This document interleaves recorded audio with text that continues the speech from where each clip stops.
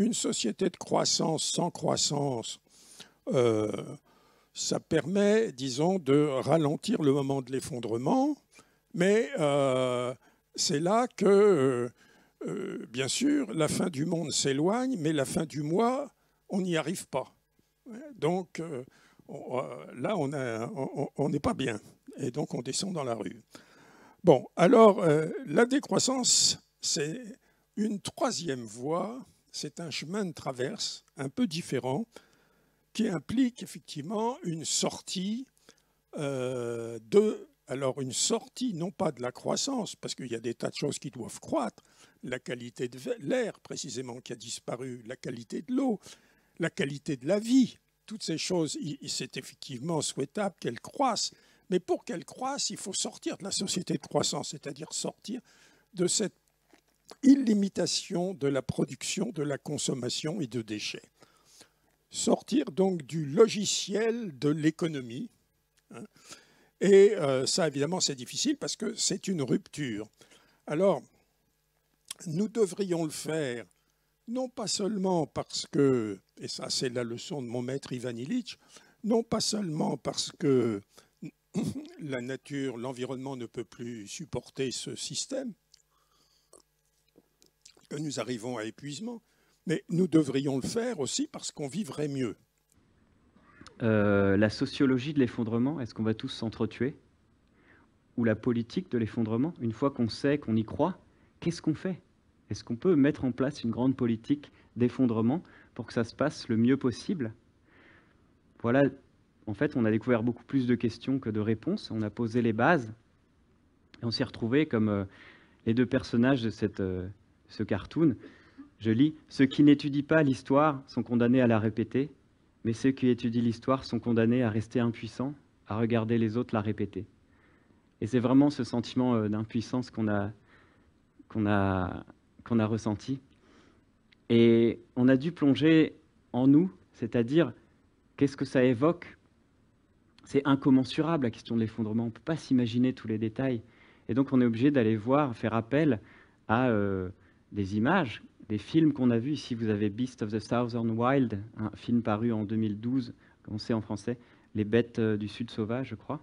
Un très beau film sur une sorte d'ambiance post-apocalyptique de l'après-ouragan Katrina à la Nouvelle-Orléans, mais c'est très onirique. Ça met des images, et il y a beaucoup d'autres images. Vous avez sûrement eu des discussions à table avec les amis, avec la famille, où il y en a un qui dit « Mais non, mais on va tous s'entretuer, ça sera Mad Max. S'il n'y a plus de pétrole, c'est Mad Max. » Et on a été nourris à ça aussi. Et moi, j'adore ces films. Donc c'est les premières images qui venaient quand j'ai commencé à m'intéresser à tout ça.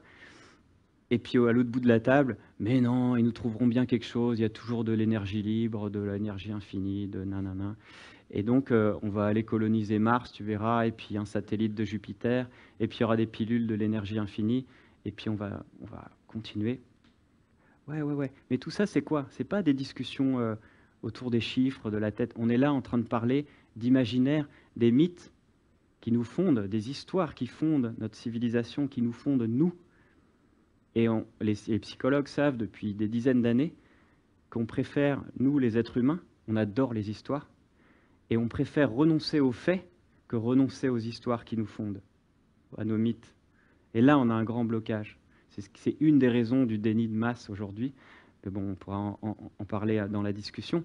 Ce qu'on peut voir, toujours sur la question de l'imaginaire, qui est absolument essentielle, du storytelling, de l'histoire, c'est, voilà, par exemple, une représentation de notre exponentielle. Aujourd'hui, il y a ceux qui imaginent que tout va continuer comme avant, Star Wars, Star Trek.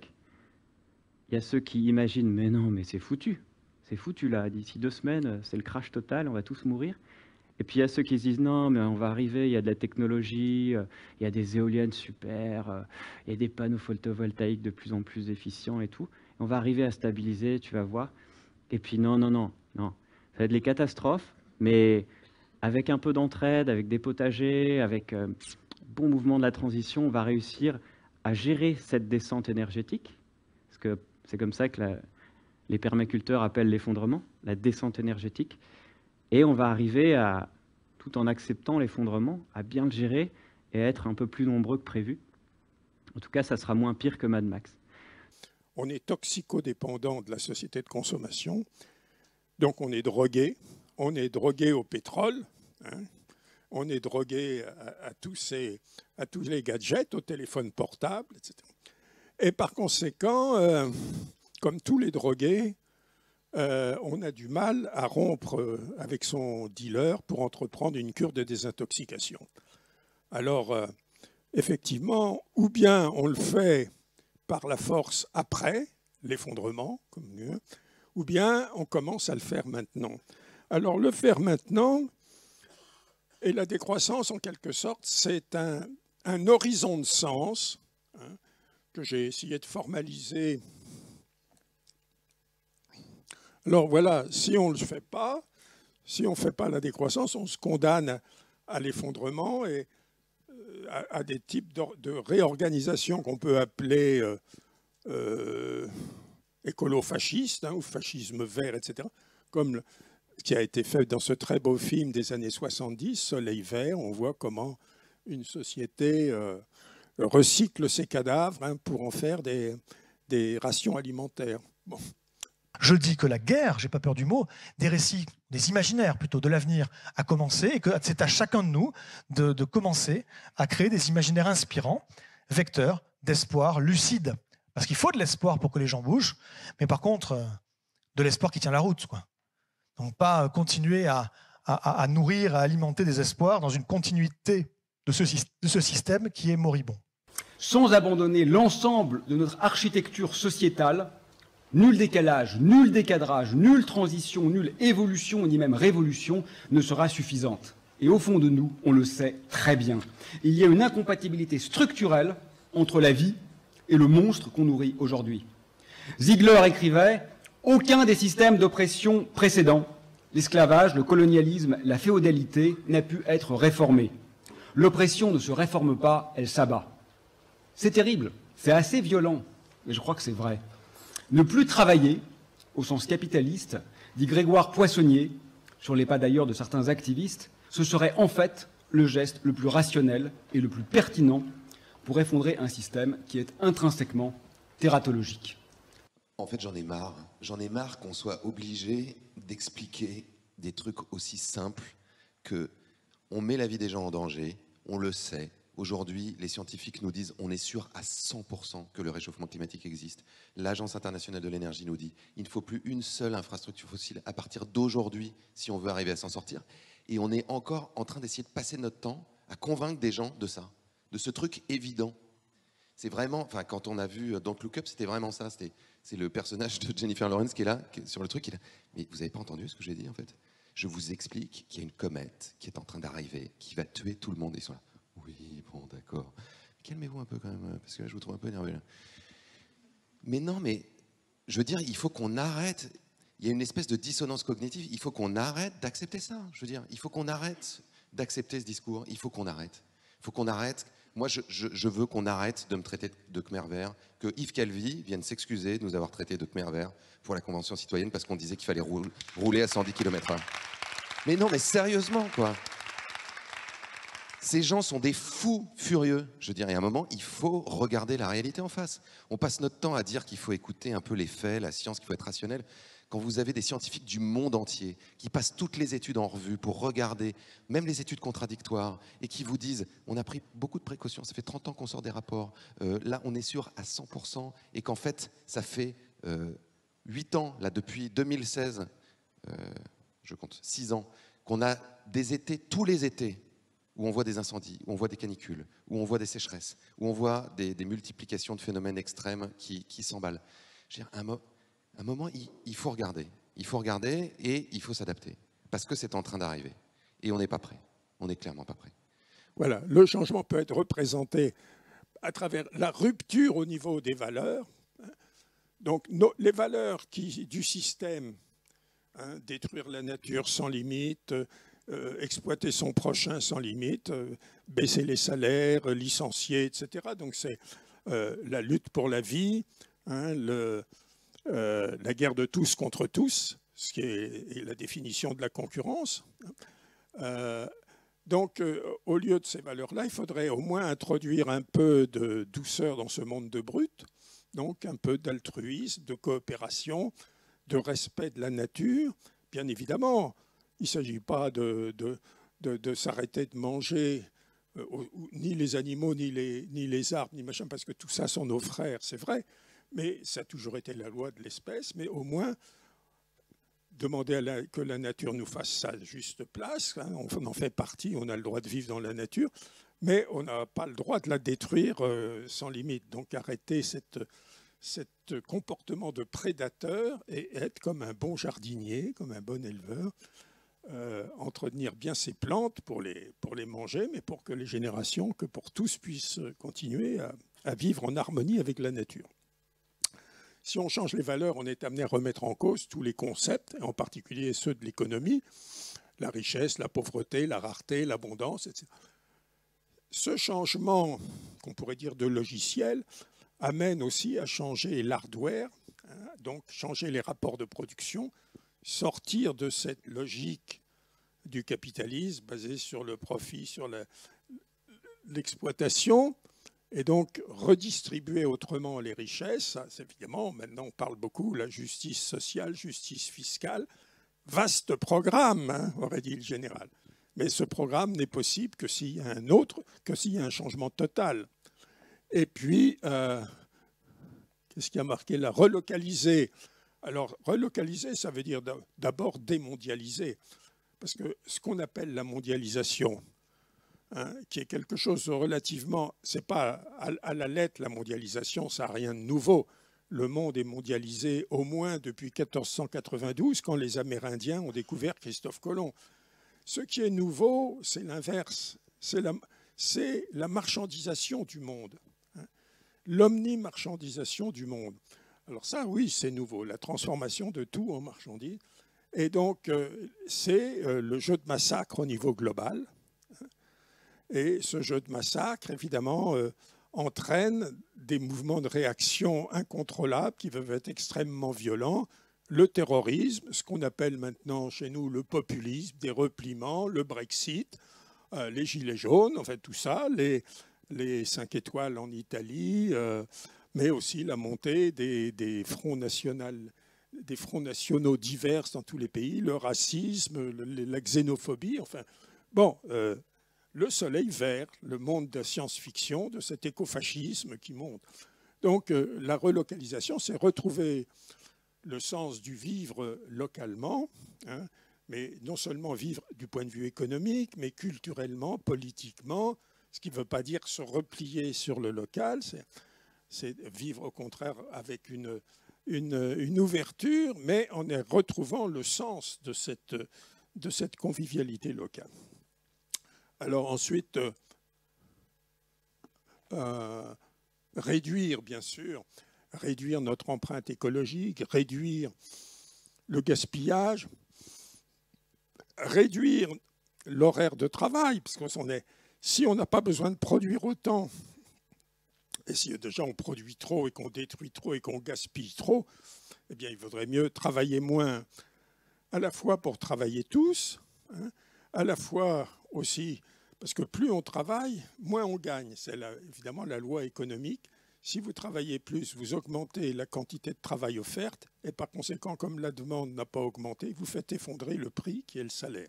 C'est ce qui se passe à l'heure actuelle. Donc, on pourrait travailler moins pour gagner plus, travailler moins pour travailler tous, et surtout travailler moins pour vivre mieux, pour découvrir que la vie, ça ne se réduit pas uniquement au travail, surtout un travail qui est de plus en plus abrutissant, qui n'a pas de sens, qui ne donne pas de satisfaction.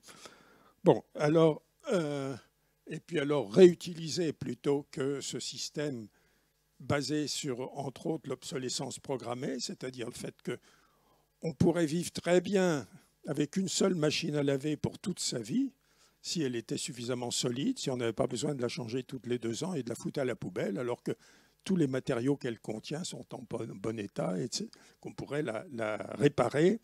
Mais maintenant, plus rien n'est réparable. On jette et on achète. Donc, sortir de cette logique de gaspillage qui n'engendre pas l'abondance, qui même engendre la rareté, mais qui engendre une destruction des ressources terribles. Alors, et puis recycler et imposer la conception de produits recyclables. Donc, c'est tout un changement de mentalité, donc ce qui implique cette décolonisation de l'imaginaire. Toutes les choses qui vous sont proposées aujourd'hui, il y a peut-être quelques exceptions, mais 99,9% des choses qui vous sont proposées aujourd'hui tombent soit dans le registre de l'atténuation du problème, soit dans le registre de l'adaptation de nos sociétés au problème. La résilience est une partie de l'adaptation de nos sociétés au problème. Mais la résilience va mordre sur autre chose, sur la troisième roue du carrosse, celle dont on ne parle jamais. Celle dont le GIEC ne vous parlera pas, puisqu'il y a les groupes de travail 2 et 3 qui sont sur l'atténuation et sur l'adaptation, mais on s'arrête là. En fait, tous les gens qui vous font des propositions dans ce registre-là partent du principe que ça va être possible. Ils vous disent, voilà ce qu'il faut changer dans le système.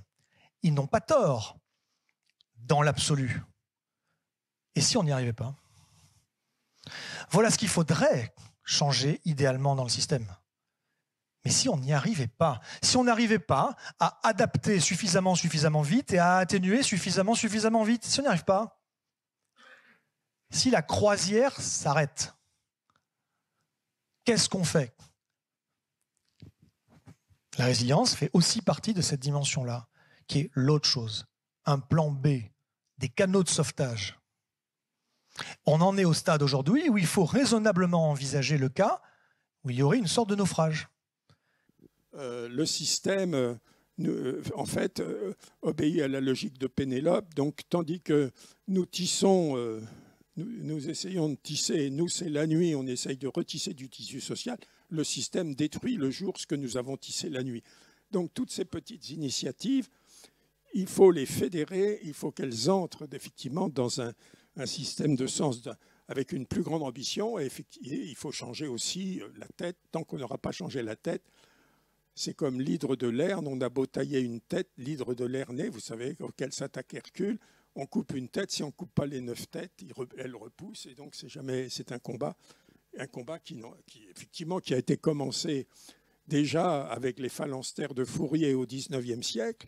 Mais à chaque fois, il faut recommencer parce que ou bien ces initiatives alternatives, elles sont détruites par le système, ou bien elles sont récupérées, comme les banques mutuelles, par exemple, et beaucoup de coopératives qui ont été comme ça.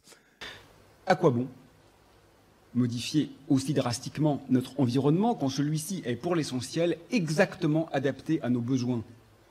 Pas pour des raisons mystiques, mais tout simplement parce que l'évolution darwinienne nous a modelés pour qu'il en soit ainsi. Vous vous demandez sans doute essentiellement, les shifters, comment être ingénieur autrement. Sincèrement, c'est très bien, je crois. Vous êtes des amis et des alliés. Et j'admire beaucoup ce courage.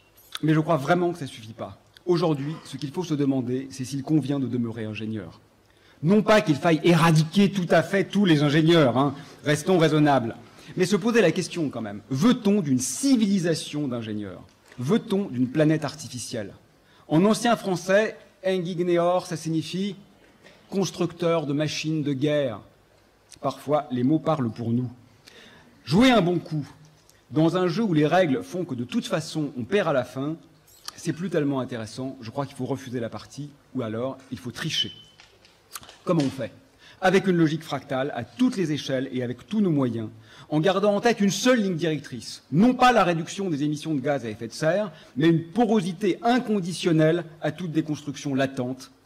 N'en déplaise à certains, et je le dis une dernière fois, j'ai pas mal radoté, l'urgence, c'est moins le bilan carbone, même s'il faut le faire, que la prise de conscience de la contingence de nos constructions. Un meurtre commis avec des armes renouvelables demeure un meurtre. Ce trop long exposé pour dire une chose très simple. On peut se demander comment continuer à faire de la merde avec un peu moins de dégâts immédiats, et c'est louable, mais on peut peut-être aussi se demander si on a vraiment envie de continuer à faire de la merde. Même durable, ce qu'il n'est pas, même sans incohérence énergétique, ce qu'il n'est pas, je crois qu'un réel, où il sera possible, grâce à la technologie Musk, implantant des électrodes directement dans nos cerveaux, de faire de magnifiques balades virtuelles dans des forêts numériques, tandis que les arbres réels auront pour l'essentiel brûlé, n'est pas désirable. Plus qu'un changement de paradigme, c'est une révolution du désir dont il est question. Du désir au sens deleuzien, c'est-à-dire en tant que valeur propre et non pas comme simple mode d'accès au plaisir. Pour revenir à la question initiale biaisée, je crois qu'il faut plutôt la reformuler en « Pourquoi ne fait-on pas rien ?» et surtout « Pourquoi demeurons-nous de façon aussi maladive dans des alternatives extrêmement chétives ?» Réenchanter le monde, ça veut dire qu'au-delà du discours rationnel, des données statistiques, de tous les arguments, etc., il faut arriver à présenter ce projet comme une sorte de, disons le mot, une sorte de nouvelle religion, de la même façon qu'à la fin de l'Empire romain, les chrétiens ont réussi par leur message à réenchanter le monde, bien désenchanté de l'époque, n'est-ce pas, pour arriver à fonder pour le meilleur et pour le pire cette Europe chrétienne dont nous payons encore les séquelles.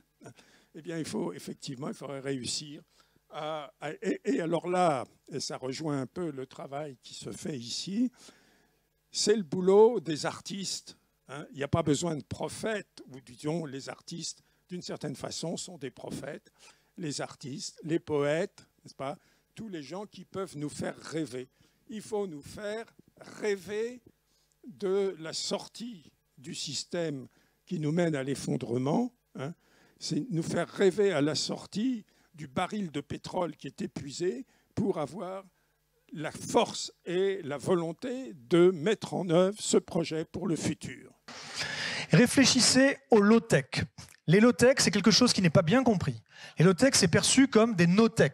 C'est conçu comme du bricolage plus. C'est conçu comme le gars qui pédale pour faire tourner le tambour de sa machine à laver. C'est pas nécessairement ça, les low-tech. C'est un véritable enjeu de recherche et développement, d'innovation, qui consiste à essayer de faire en sorte d'avoir justement tout ça, d'avoir des systèmes qui soient avec le juste dosage technologique pour répondre aux fonctionnalités, aux besoins essentiels.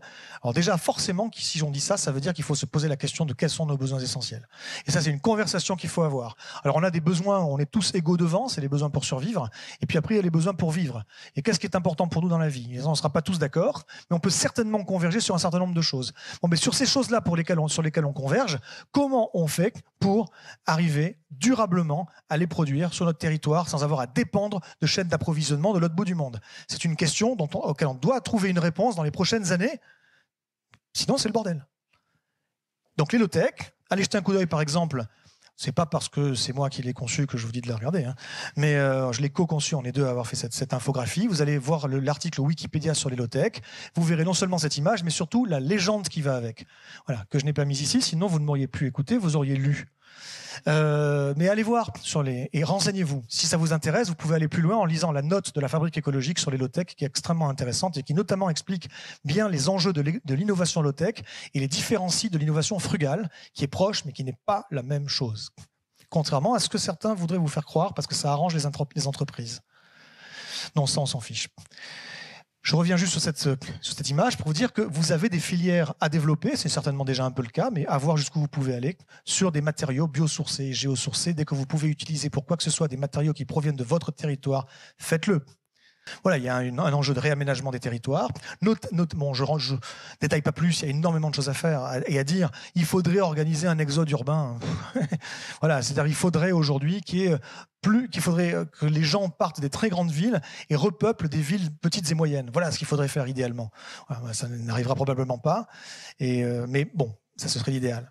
Mais il y a une préservation importante du foncier agricole à mettre en place.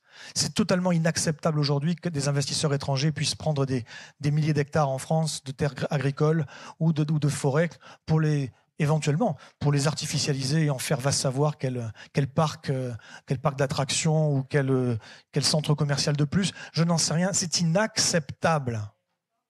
Voilà, on ne vous demande pas de faire une ZAD comme à Notre-Dame-des-Landes. Chacun son truc, mais il faut bloquer ce genre de choses.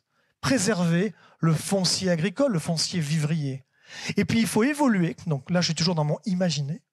Imaginez que nous ayons réussi à rendre le plus autonome possible en intrants tout notre système de production alimentaire. Parce qu'aujourd'hui, on pourrait parler de plein d'autres choses, hein, mais je me focalise sur l'alimentation parce que je pense qu'on a tous compris que c'était important. Et l'alimentation aujourd'hui en France, c'est du pétrole et du gaz, je l'ai déjà dit, mais de la semence jusqu'à l'assiette. Il faut, pour pouvoir manger aujourd'hui, qu'il y ait des semences qui soient achetées 9 fois sur 10 à des multinationales semencières. Il faut qu'il y ait donc du pétrole bon marché, du gaz bon marché. Il faut qu'il y ait des engrais qu'on ne fabrique pas nous-mêmes. Il faut qu'il y ait des pesticides. Bon, ça serait bien de se calmer là-dessus, hein. Mais malgré tout, il faut qu'il y en ait un tout petit peu encore aujourd'hui, parce que arrêter comme ça ne peut pas se faire. Mais on ne sait pas les produire nous-mêmes. Les machines agricoles, on ne sait plus les réparer nous-mêmes. Il y a 30, 40 ans, tous les paysans savaient réparer leurs tracteurs. Aujourd'hui, c'est fini. C'est de l'informatique et de l'électronique qu'ils ne savent pas gérer. Donc, nécessairement, ça implique l'intervention, des fois à distance, de la maison mère et l'envoi de pièces depuis l'autre bout du monde.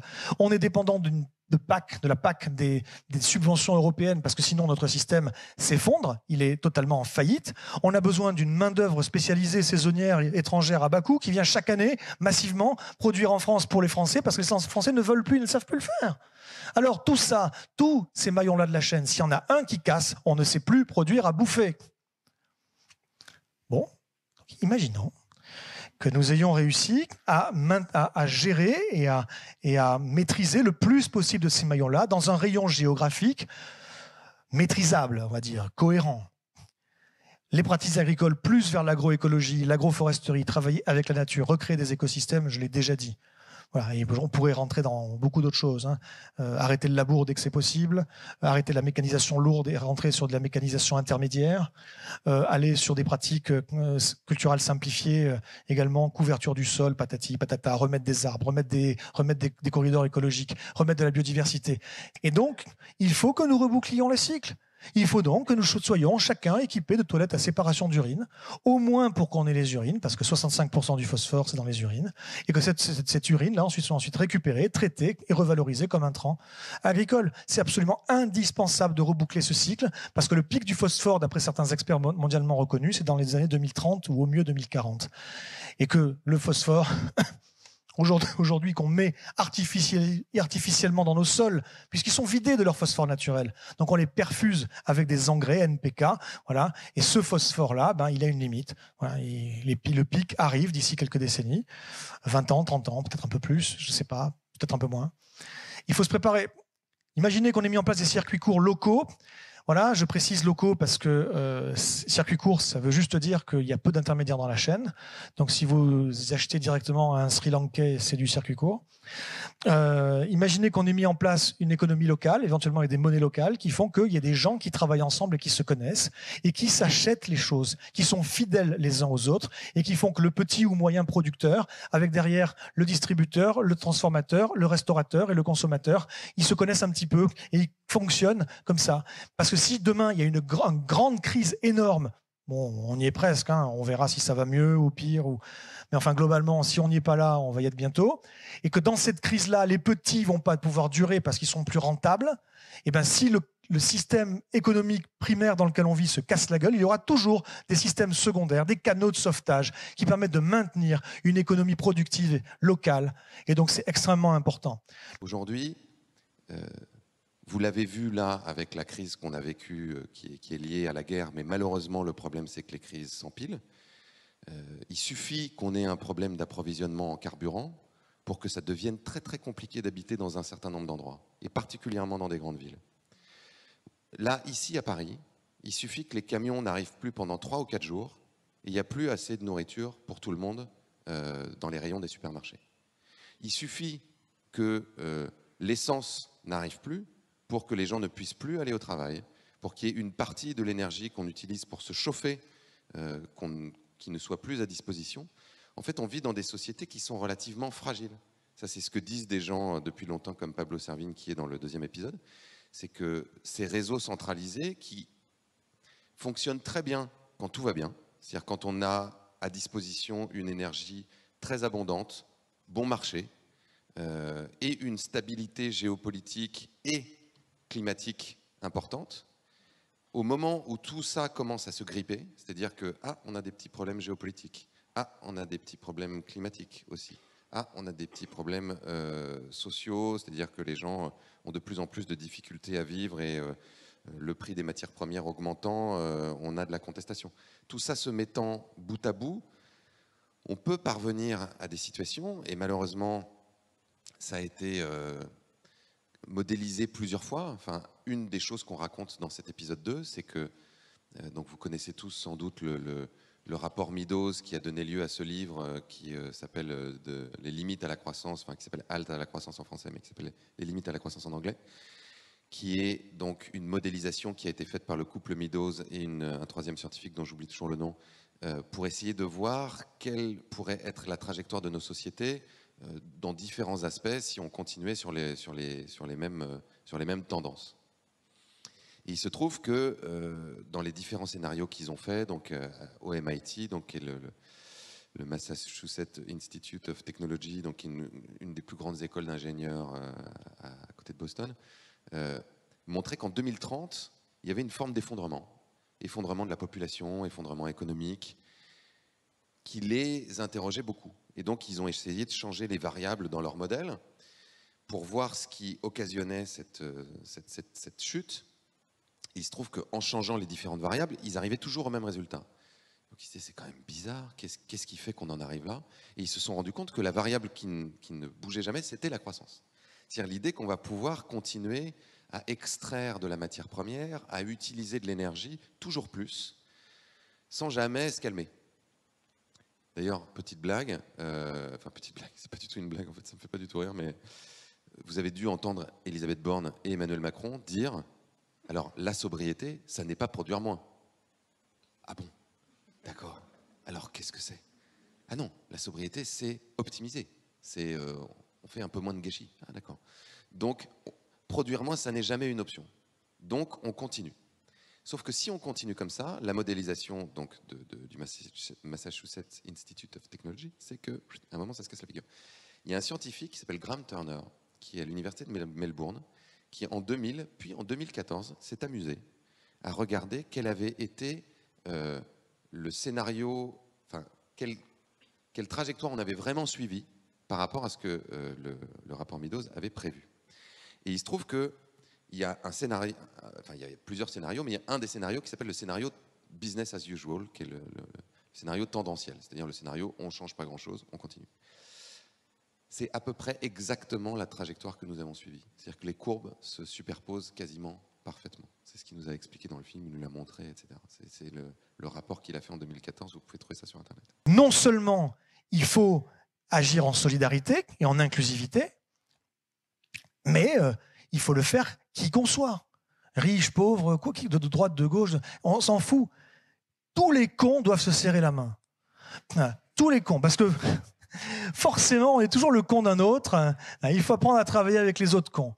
L'idée, à la base, elle est simple. C'est chacun a droit, pour un prix défiant toute concurrence, largement en dessous du coût de production, a droit d'accéder à les premiers litres d'eau, kilowattheure d'électricité, mètres cubes de gaz, les transports en commun, et un certain nombre d'autres choses. Voilà, accès à l'information et autres. Ça, c'est tout le monde. La base est assurée pour un prix dont on est sûr que, un prix régulé, on est sûr que tout le monde pourra se le payer. Au-dessus, on paye. Et puis si on consomme, après le tarif augmente rapidement.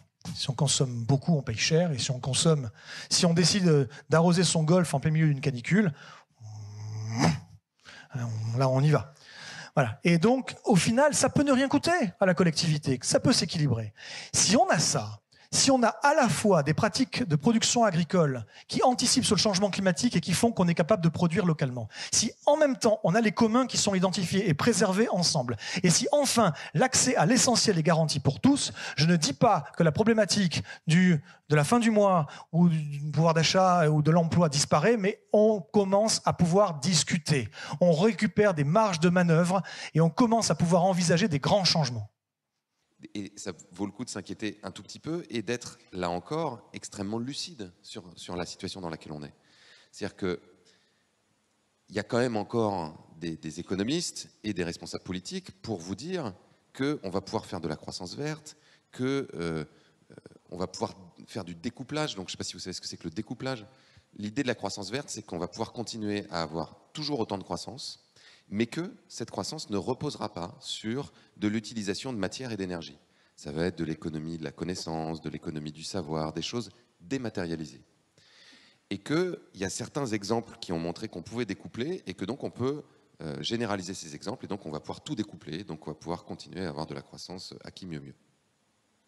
Sauf que des dizaines, voire des centaines de rapports ont montré que ça n'était pas possible, à tel point que le GIEC lui-même, dans son dernier rapport, là, dans son 6e rapport, dans le 3e volet, a dit non, le découplage total, ça n'est pas possible. Il y a quelques exemples de découplage, effectivement, mais qui ne peuvent pas être généralisés à l'ensemble du secteur économique. Donc, il va falloir réduire la consommation de matière et d'énergie. Et donc, il va falloir aller vers une forme de décroissance matérielle. C'est obligatoire. Parallèlement à ça, il va falloir que, comme le réchauffement est déjà là, comme on est déjà à 1,2 degré de réchauffement, et que les conséquences sont déjà là, on adapte nos territoires, qu'on produise de la nourriture de plus en plus près de là où les gens habitent, qu'on produise de l'énergie, et si possible de l'énergie renouvelable, plus près de là où les gens vivent, qu'on ait une économie locale beaucoup plus enracinée, c'est-à-dire qu'on puisse répondre aux besoins de la population par des entreprises locales et indépendantes, pas des multinationales qui peuvent délocaliser du jour au lendemain, qu'on travaille le circuit de l'eau, c'est-à-dire qu'on fasse là, comme ce qu'ils ont fait au Cap, de la récupération d'eau de pluie, de la phytoépuration pour qu'on soit en circuit fermé, qu'on arrête de gaspiller l'eau de cette façon-là, qu'on réduise considérablement la consommation d'eau dans l'agriculture, dans l'industrie, qu'on arrête d'irriguer du maïs en plein soleil avec des lances à eau et qui fait que 70% de l'eau va s'évaporer. C'est n'importe quoi. Du maïs, en plus, pour nourrir du bétail, faut arrêter d'être fou, quoi. Donc là, oui, effectivement, il faut arrêter le gâchis, comme le disent Emmanuel Macron et Elisabeth Borne, pour ça on peut le faire. Mais il faut aussi qu'on réduise, et c'est aussi une façon de s'adapter, et donc de freiner, et d'éviter d'aller trop loin. C'est-à-dire que, pour vous donner un ordre de grandeur, et après je m'arrête, en 1990, on était à 0,9 degrés de réchauffement. Aujourd'hui, on est à 1,1, 1,2. Donc vous voyez, on a pris 0,2, 0,3 degrés.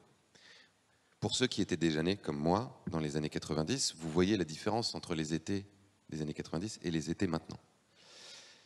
Ce qui veut dire que chaque dixième de degré a un impact. Donc chaque dixième de degré compte. A priori, on est très mal barré pour... on sait même à peu près sûr qu'on ne restera pas en dessous des 1,5 degrés et qu'on les dépassera entre 2030 et 2040. Les climatologues n'osent pas trop le dire encore, mais ils le disent en off, en gros. Même si on dépasse cette barre, il faut se battre pour chaque dixième de degré. Un monde qui se serait réchauffé de 1,6, c'est mieux que 1,8. Là encore, entre 0,9 et 1,1, vous avez vu la différence. Donc, tous les gens qui disent « c'est foutu, en fait on n'y arrivera pas », c'est débile, il ne faut pas les écouter. Il faut se battre. Ne les écoutez pas, je vous en supplie. Il faut se battre pour chaque dixième de degré, parce que chaque dixième de degré va faire que ce monde restera un peu plus habitable, qu'on aura un peu plus de marge de manœuvre pour pouvoir faire repartir des écosystèmes, pour pouvoir consommer moins d'énergie, pour climatiser parce qu'il fera trop chaud, etc., etc., etc.